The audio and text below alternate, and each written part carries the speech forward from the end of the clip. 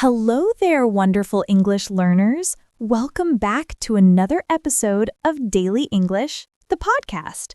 I am your host, Elizabeth, and I am feeling so happy to be here with you today. And I am James. Hello, everyone. Elizabeth, I must say, you look absolutely radiant today, just like a sunny morning. Oh, James, you always know how to make me blush. Thank you.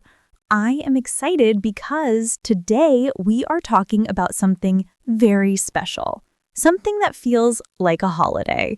A holiday. That sounds perfect. I love taking holidays with you. What is the topic, my dear? We are talking about hotels. Staying in a hotel, checking in, ordering room service, and just relaxing. It is such a useful topic for our listeners who love to travel. Hotels. I love hotels. I love the crisp white sheets, the soft pillows, and the feeling that you don't have to clean anything. It is pure luxury. It really is. So in this long episode, we are going to cover everything you need to know about hotel English. We will talk about booking, checking in, asking for help, and even complaining politely. Are you ready, James? I am always ready when I'm with you. Let's start at the beginning. Before we even get to the hotel, we need to make a reservation. Exactly, a reservation. This is a very important word. It means you promise to stay at the hotel and they promise to keep a room for you. You can also say booking. I made a booking. Right. Most people book online now, but sometimes you need to call. Let's do a little role play, Elizabeth. I will be the customer calling on the phone. You be the helpful receptionist. Okay, I will be the best receptionist ever. Ring, ring. Hello, Sunshine Hotel. How may I help you today? Hello. I would like to make a reservation for next weekend, please. It is for a special occasion. Oh, lovely. What dates are you looking for exactly? Slowly. From Friday, the 12th, to Sunday, the 14th. 2 nights. Typing. Let me check our availability. Yes, we have rooms available. How many people will be staying? Softly. Just 2 people. Myself and my lovely wife. So I need a double room, please. Perfectly fine. Would you prefer a room with a garden view or a sea view? Decisive. A sea view, please. She loves watching the ocean. That is very romantic. The sea view room is $200 per night. Does that sound okay? Happy. That sounds perfect. Thank you. And cut. Oh, James, she loves watching the ocean. That was very sweet. Well, it is true. You do love the ocean. But listeners, did you hear the phrase availability? Elizabeth said, "Let me check our availability." Yes, availability means do we have free rooms? If a hotel is full, they have no availability. It is a long word, so let's say it slow. A-vail-a-bill-i-t. Availability. Good. And we also mentioned double room. Elizabeth, can you explain the different room types? Just so our listeners know exactly what to ask for. Of course. A single room is for one person. A double room has one big bed for 2 people. A twin room has 2 separate small beds. And a suite, that is the big fancy room with a living area. I think you only like sweets, Elizabeth. You are very fancy. I am not. I am happy anywhere, as long as it is clean. But speaking of beds, There are different sizes too. Queen size and king size. A king-size bed is huge. You can get lost in it. It is wonderful. Okay, so we have booked the room. Now, imagine we have traveled a long way. We are tired. We arrive at the hotel lobby. The lobby. That is the entrance area. It usually smells like flowers. We walk up to the front desk to check in. Check in. This is the phrasal verb for arriving. You give them your name. And usually, they ask for your ID and a credit card. Why do they need a credit card, James, even if we already paid online? Good question. It is for incidentals or a security deposit. This is money they hold just in case you break something or order 50 movies on the TV. I promise not to break anything. So let's listen to a check-in conversation.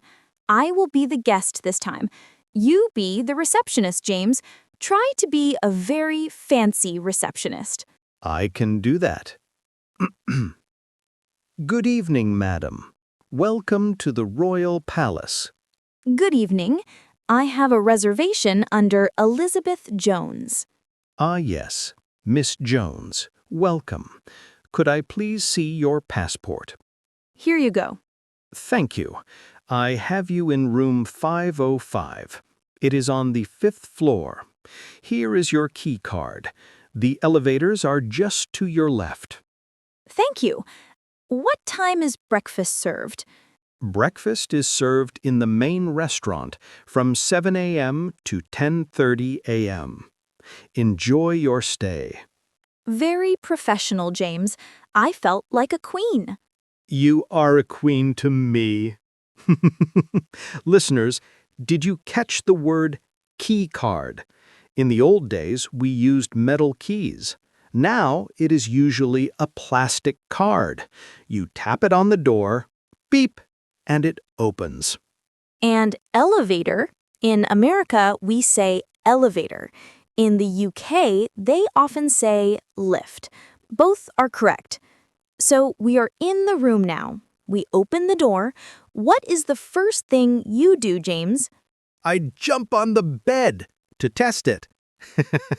No, really, I usually check the view. I open the curtains. Curtains are the fabric covering the window. I love that moment, pulling back the curtains to see the city or the ocean. But sometimes the room isn't perfect. Sometimes there is a problem. That is true, and this is where English learners get nervous. They are afraid to complain. But you shouldn't be. If you are polite, you can fix anything. Exactly. Let's talk about polite complaints. Imagine the room smells like smoke. Yuck! You cannot sleep there. No, absolutely not. We need a non-smoking room. So I would call the front desk, and I would say, "Excuse me, I'm afraid there is a smell in my room." I love the phrase, I am afraid. It doesn't mean you are scared. It's just a soft way to say, I'm sorry to tell you this bad news. I'm afraid the TV is broken. I'm afraid there are no towels. It softens the blow. It makes you sound sophisticated. Let's practice another one. Imagine the neighbors are having a party. It is 2 a.m. Boom, boom, boom. It is too noisy. Oh, I hate that. I need my beauty sleep. So I pick up the phone. Hello? I'm sorry to bother you, but our room is very noisy. Oh, I'm so sorry, madam. We will send security up to speak to them right away. Thank you so much. See? Simple and polite. You don't have to shout. The hotel wants you to be happy. We want you to be happy too. That is why we're teaching you this. Now, let's move on to the best part of hotels, amenities. Amenities. I love that word. It sounds fancy. Amenities are the extra facilities the hotel has, like a swimming pool. Or a gym, a fitness center. Do you work out when you travel, Elizabeth? James, you know me. I go to the gym just to look at the machines. And then I go to the spa. The spa is where you get massages. It is so relaxing. You deserve it. You work so hard. Another amenity is Wi-Fi. This is crucial these days. Usually, when you check in, you ask, "What is the Wi-Fi password?" Yes, never forget the Wi-Fi. And what about room service? This is my absolute favorite thing, ordering food to the room. Picture this, Elizabeth. It's raining outside. We're cozy in our bathrobes. We don't want to go out. So we look at the menu on the desk. That sounds so cozy. Just the two of us. Let's practice ordering room service. This is a great skill for our listeners. Okay, I will be the hungry guest. You take my order. Room service, this is Anna. Hi, I would like to order dinner, please. Certainly. What can I get for you? I would like the club sandwich with fries and a Caesar salad, please. Would you like chicken or shrimp with the salad? Chicken, please. Oh, and do you have any chocolate cake? We have a delicious warm chocolate lava cake. Oh, wow. Yes, one of those, please. 2 forks. 2 forks. Excellent choice. It will be about 30 minutes. Thank you. Bye. 2 forks? Because you are going to share the cake with me, right, James? Of course. I would never eat cake without you. Sharing is caring. Listeners, notice James said, "I would like." He didn't say, "I want." "I want" is for babies.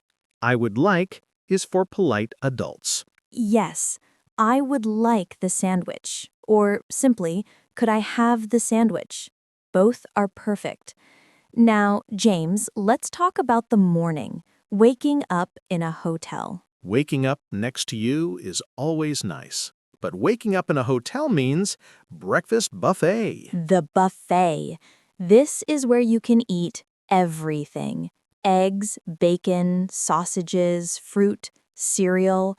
It is dangerous but delicious. When you enter the restaurant, the host will ask, "What is your room number?" You tell them, "Room 505. Then they seat you. And then you grab a plate. I usually start with fruit, so I feel healthy, and then I eat 3 croissants. That is a balanced diet. Sometimes breakfast is continental. Have you heard that term, listeners?